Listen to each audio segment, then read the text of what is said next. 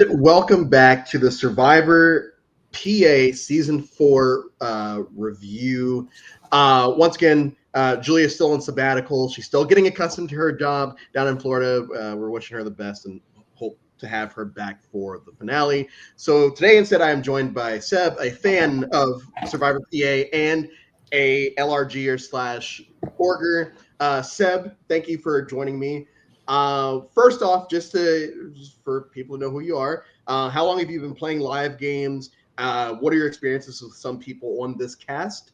And what have you thought about the season so far? Of course. So, hi, for anyone who doesn't know me, as Jensen mentioned, my name is Seb. I have been keeping up with Survivor PA throughout all season.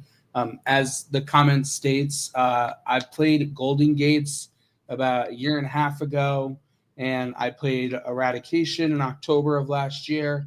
Those are the only two LRGs I've played so far. But I started watching the season specifically for Lydia. We played Golden Gates together. I know Jabbar as well around the online reality aspects of it all. And I always told myself before playing LRGs that I would never enjoy watching them. But coming into this season and previous LRGs that I've been watching, this has been a really good watch so far. It's really interesting to see like these people that like you've seen in other LRGs or even playing with them, like to be on the screen again and watch them. It's really interesting. I really love watching these LRGs and just especially this season has been really good. So Okay. So to it, I'm assuming, let's say, besides Lydia, who were some of the people that you were kind of vibing with in the early portions of the game, and especially going into this penultimate episode? Who were kind of your picks? of course. I mean, I really liked some of the bigger players that we've seen throughout the season. I really liked J Mac and I really liked Tyler.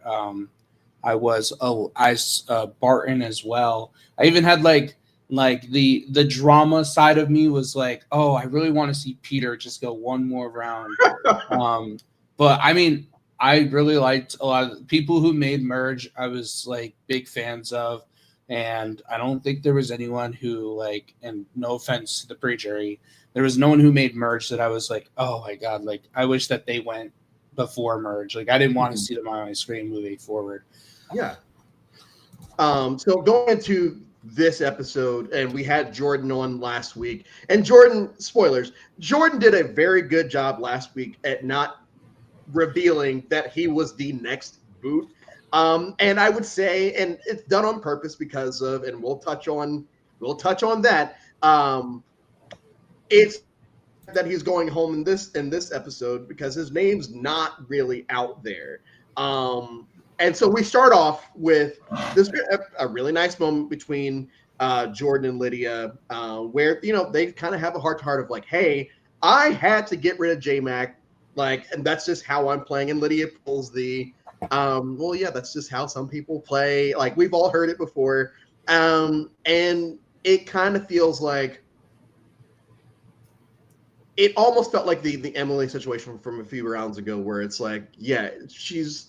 I don't know how angry she's going to be. With Lydia, it's like, okay, I don't know if she's buying what Jordan is selling, but I do feel like this is a genuine moment between them. And Jordan says he has the confidence in his game, which is good. He has confidence that even though he got rid of J Mac, he feels confident he can move forward and still eventually sit at the end.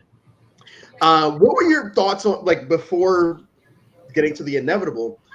What were your thoughts on Jordan's first, being one of the people trying to go after J-Mac last episode, and how he dealt with Lydia at the beginning of this one?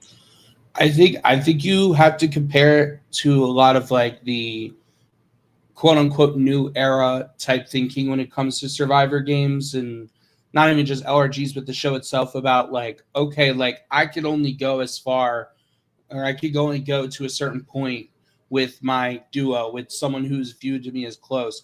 It doesn't matter if you are the two strongest players and you're going to fight like hell at the end. Like on paper, it's always smart to say around this time, final 7, final 8, you know, yeah, it's time to build my own game. And I found it really interesting, this confessional in the beginning with Jordan and Lydia, about how Jordan's very confident because Jordan was pushing this narrative last episode that it was going to be him or J-Mac who is going to get to the end and win. And so, I mean, I could see that Jordan's confident, especially with, like you said, we couldn't really tell in the conversation what Lydia was and was not buying.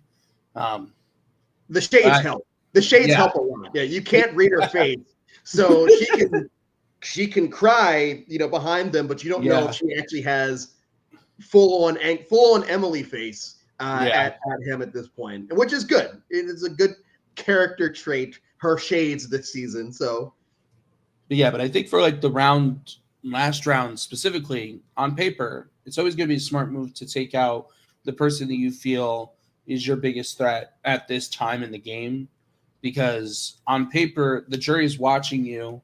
They've gone into the jury saying, okay, Jordan and J-Mac have been like this. They've been tight.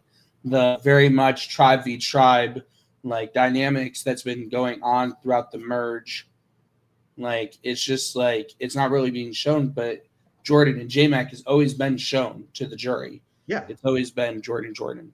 So I think that on paper it's a great move, but as we see by the inevitable, it's not. It's not, and we're gonna touch on, like, I would say the main character of the episode, which was Jabbar.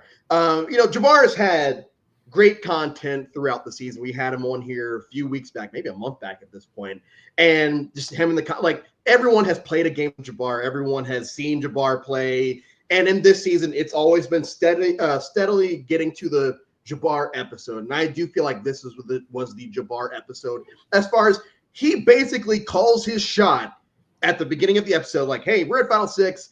I feel like I'm probably going to win. Like, he doesn't outright say, I've won the game.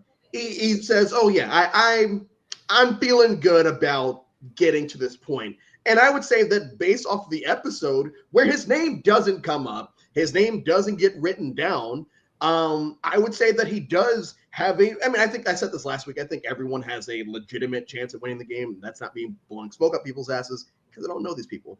But I do think that Jabbar has a great chance at winning because, he has been out in the open with a lot of stuff. He's also been doing a lot of sneaky stuff. And one of my favorite moments this episode is when Jordan tells Emily, who knows, and Jabbar about his extra vote. Right after Jabbar gives this confessional where he's talking about how he's probably going to be perceived as a villain, they pan to his face as Jordan mentions his extra vote. And I'm like, well, that's definitely going to come back at some point in the episode. That's Chekhov's pan away. What have you thought about Jabbar so far this season, and especially in this episode? Do you feel like this was the Jabbar episode? I think there's like 2 points, and I think we're going to touch on one of the points a little later with the immunity challenge. But I do think that this was a very heavy Jabbar and Emily episode. I think obviously with Emily getting so close to the immunity, finally getting it. But like with Jabbar, like you said, I feel like all the confessionals that he's had this episode connected to a previous point or something throughout the episode. Fact is, like, Jabbar called his shot, and the fact is, like, name an opposition for Jabbar right now, and you really can't. And I think that Jabbar is going to move to the final 3, final 2, like very easily, in my opinion. Are you calling your shot? I am calling my shot. I think like, unless they like truly like they do the final 5 thing like they do in the new era, where like randomly it's like, oh yeah, Jabbar's playing great, and then 4-1 him, like. I don't see a world where like he doesn't like. I think that the people who want to make a move don't have the power. I think the people that don't want to make a move want to go to the end with him. I just think it might also be a perception thing because Kat and Kira caught votes. Kat and Kira. So the first time around, Kat caught the votes. Not Kat. Why am I saying Kat? Liz. Liz. Why am I saying Kat? Liz, probably because I was saying Kira. Anyway, Kira and Liz catch the votes. And once again, Jabbar just never. And I'm wondering, if we're not seeing everything, like maybe people have clocked him because he himself has clocked himself as the villain. Jumping to Kira right quick, because I thought Kira was screwed during the second vote, because we talk about she doesn't want to use her idol right now. She'd rather use it at Final Five. And no one knows about it. And it's been a fun little side storyline this season of how people are going to find out about this. Are you surprised that no one has it? Are you surprised that she hasn't shared it? I am very shocked. I mean, like, I think that, like, and obviously I'm thinking of this as a viewer. Obviously, I'm not sitting in there with them, but I feel like it's so, like, we go back so many episodes. It's so easy to just say, yeah, if we lose, like, I get an idol, and it's like so easy to just flip that. Like, I feel like I'm surprised that no one has been like, hey, like, what if it's the opposite? Like, no one really has touched on it in confessionals.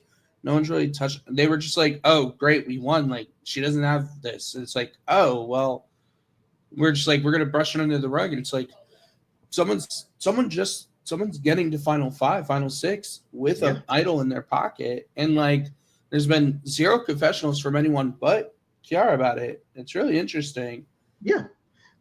So we get to the immunity challenge, and just we talk about, especially when Julia's here. She can do. I have shit hand-eye coordination, and when they showed up and I looked at the challenge, it's like, well, there's no way I would do this one. I would probably I wouldn't half-ass it. Yeah. I'd try, but it would just be me killing time until someone else won, because I would have zero chance at it. So one, how do you think you would have fared in this challenge? And two, did you have any stakes in anyone winning this challenge? I know you said you want Jabbar to win, and you're calling. Were you actively rooting for him to win this challenge, or was it like, it'd be cool if this person won? I think like I mentioned before, I was rooting for Emily. I feel like she's gotten very close in these immunity challenges, and I feel like the confessionals have really shown her, like, fight to win it. And so, like, I think since, like, an episode or two ago, I'm like, okay, once Emily gets that win, I'll be content. Like, that being said, with this challenge, no, I would have done shit. I mean, I have, like, sausage fingers. Just even getting them through the net itself might have been, like, an issue. Like, I think if I got all the balls out and got it to the balancing part, I think I'd be a little better. But the whole, like, getting the ball out in the first place, I think I would have been the same as you. I would have gotten, like, halfway up, dropped, just like, okay, can someone just how close are y'all? Like, yeah, I'm really trying for the camera here.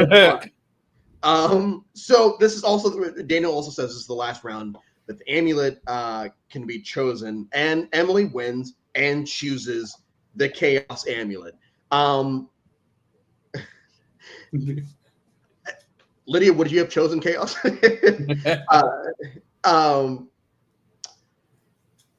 Would you have chosen Chaos, Seb? Oh, like you, with the no benefit of hindsight, like, just in the moment, do you feel like you would have chosen, even knowing that this is the last round that this can be chosen? Do you say fuck it, or do you say, we'll just leave that be?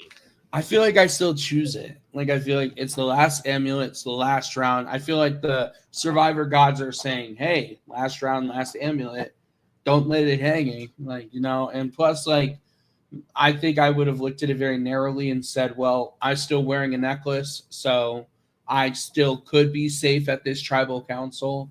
So, I mean, last one, got to take it. Yeah. Oh, and Jabbar and Jordan are shocked. Yeah. They're shocked that and it seems like Lydia, I'm assuming that Lydia was shocked because she just said that she wouldn't have taken it, that Emily would take it. And my thinking is, it's probably not going to screw the person that just won immunity. Yeah. But it might, like, hinder what they want to do with the vote, but it's not going to, there's no way this person's going to go out, because I refuse to believe that they would allow that to happen. Exactly. Which is funny because of something that happens later in the episode. So kind of plan that's kind of put into places. Let's go 3-2-2. We've got this extra vote. Okay. Let's do this 3-2-2 vote. Let's use Jordan's extra vote. And let's put it on Kira and Liz. How was I saying cat? That's so weird. We're gonna split it on Kira and Liz. And Emily needs Liz gone here. And it's funny because there's still all these perceived threats. And I know we keep touching on this. Like almost everyone's name comes up as far as a threat. The person's name who doesn't come up as a threat and who has self-proclaimed himself as the villain is Jabbar. And so it's an interesting strategy time here of all these names coming up with so few people and one person being immune that it seems like it's going to be a simple 3-2-2, barring what happens with this advantage. Seb, so I didn't watch either one of your games. Were either one of them Survivor based? No, so they were both original formats. Okay, so just org history, or just you as a fan of the game, how much thought do you put into this chaos thing? Do you just say, hey, let's just do this, and if the chaos screws us, fine, but we can't tiptoe around it, or are you extra cautious? I think I'm like half and half. I think everyone is always going to have the thought in their back of their head, like, this is the last amulet. The amulet's name is literally called Chaos. Something's bound to go down tonight. I think you have to think about the prospect of, okay, this is going to affect Tribal a little bit, but also, like, at the end of the day, and it kind of gets touched on at the Tribal Council, your vote is probably your most important thing. So if I spend all my time sitting there just being like, oh my God, what is Chaos going to do? What is Chaos going to do? Chaos is going to affect the game in one way, but I know that I can't get to whatever it affects until I go to Tribal Council. If I'm sitting there talking to everyone being like, oh, well, what is this amulet going to do? Well, then what is the point of the vote? We're just going to hope that pray that it works. And you still got a vote to go to. So. Yeah. So Jabbar has a fun little confessional, and because everyone's talking about Tribal lines still, which I can't believe this is still like a storyline in the game. But, and Jabbar says, quote, he wants to be the best motherfucking player, like one word. And I'm like, yeah, it's like, I understand that, Tribal lines is strategy. I get it. Like, if it works, it works. But I appreciated the fact that he's like, yeah, I don't really care about that. I'm just trying to get to the end so that I can say, hey, I've been doing my thing this entire season. Yeah. And especially this episode, this round. Jabbar says something in his voting confessional along the same lines, being like, I love you, but not enough. And something along the lines of like, I love you, but not enough for $1,000. Like, and yes, this isn't real Survivor, but there's still money on the line. Jabbar is here to play the game. Jabbar is here to put his foot forward and say, no, we're not. We're going to do what I want. This is my time. So we get to Tribal, and I always check the timestamp to see what potentially could happen. I do the same thing with Real Survivor. And with 10 minutes left, I'm like, okay, well, it can't go this. Maybe they'll go to Rocks. My thought is always Rocks. That's the first thing that always pops in my head. So like, okay, they're going to go to Rocks. How is this going to happen? What is Chaos going to do? And Daniel, no, not Daniel.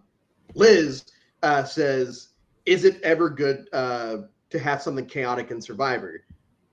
What are your thoughts on that? Because I'm very anti-advantage. I'm very anti this, that, and the other. What are your thoughts on having something in your possession that could cause chaos in a game? I think that my opinion, I don't want to touch on it too much because I really want to touch on it after the vote. But I think that the advantages in the amulets itself prior to this episode, I thought were pretty good mediums. They were pretty good, like, Death losing the vote. That makes sense. Like all the other ones with Jabbar saving Liz and those are all very small advantages that I felt didn't really like impact it. So I thought like, okay, like honestly, those for me is what I would consider as like chaotic because it's not a big blow up. It's just one little wrench being thrown. That's what I consider chaotic. This itself was nuclear, like in itself, Yeah. but I think it's a little good to have chaos in Survivor, especially if you're the majority. Like you're always looking to cause some minority chaos and get them. So it's like we see in the beginning of this season, like especially like not the best move, but Tyler calling out the other tribe, being like, "You guys are flipping on yourself. What are you guys doing?" Like it's kind of silly. Like that chaos I love, but vintage chaos I'm a little iffy on. It depends. It depends. And we get to the moment. So Liz goes out 4-2 with like 5 minutes. Oh no! So we learned that Emily's advantage is people can't play advantages during this round, which I thought was a very cool twist. But that's not where the twist ends because Liz goes out 4-2. She goes to bring her torch up, blah blah blah, and it's just oh no, psych, you're actually safe. And we're just gonna revote, which I was not a fan. I mean, I'm a fan of Liz, but I'm not a fan of the twist. And I don't know, it came out of left field. I felt like, and I mean, I know it's chaos, and I wonder if this came from the chaos amulet or if this was always going to be the twist at Final Six. And Jordan. On the revote, Jordan goes home 4-2 instead, with Kira catching the other votes. Seb, what do you think about this twist?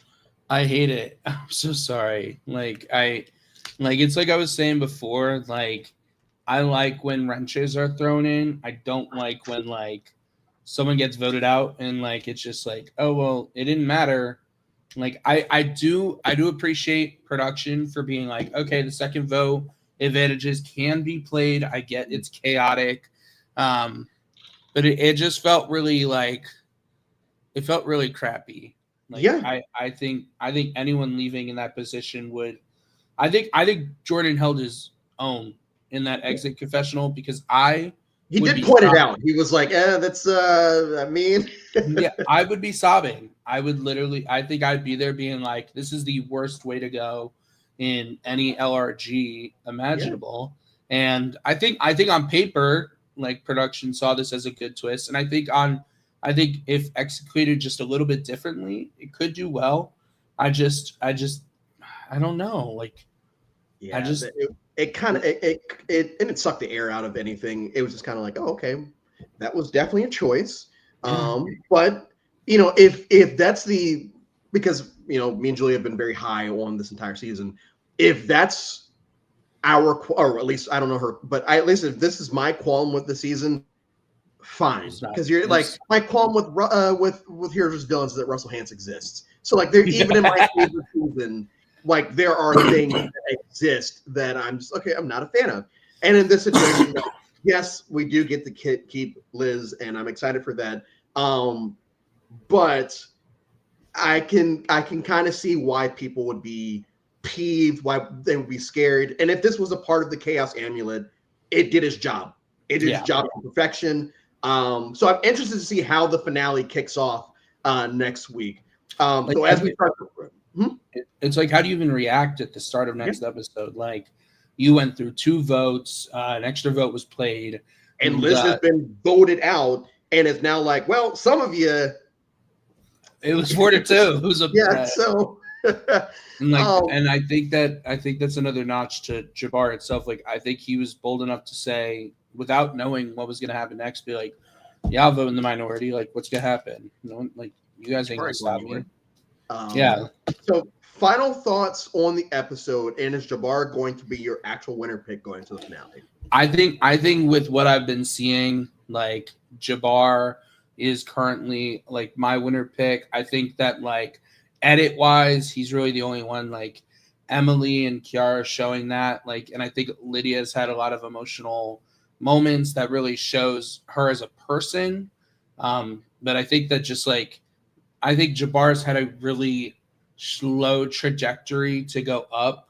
Whereas I feel like a lot of the people left in the final 5 have been up with when it comes to confessionals already and have kind of just been staying there. I think that the edit itself has been a really good build to show Jabbar as the winner. That being said, like you mentioned, I think if this was my hiccup, like then he's doing like all right. I have really high hopes. Like I think the Chaos Amulet is going to bring more chaos to camp post vote than it is going to be like. And I mean, like I think edit wise, like they painted J-Mac and Jordan as the biggest threats all season. Yeah, those two gone. I'm really interested to see how we move forward, what this finale episode is going to look like. It's like Lydia said, it's gonna be, I'm excited to see this awkward night like interaction with everyone. Yeah. But I mean, overall, it's a good episode. It was just the twist wasn't my favorite. Yeah, I think that we have everything set in place for a great finale. Especially I think that first 5 minutes of the finale is going to be great shit. If I had to pick, I'd probably pick Kara right now, but that could change, throughout the week. But like we have touched on all episode, it's like, well, Jabbar's name is also just not out there, period. So I know I'm hedging my bet, but like Kira, Jabbar, or anybody else, but we'll just start with Kira right now. Seb, thank you so much for taking the time to do this. This is, or like I said, we're hoping to have Julia back next week, but Seb, I really appreciated you've been asking all season. I'm glad we can finally get you on. And for this episode especially, thank you everyone else that continue to tune in. We've got one more episode next week. And then we're in our off season. So make sure to tune in to both the finale and the finale wrap up next week. And we'll see you soon. All right. Bye, everyone.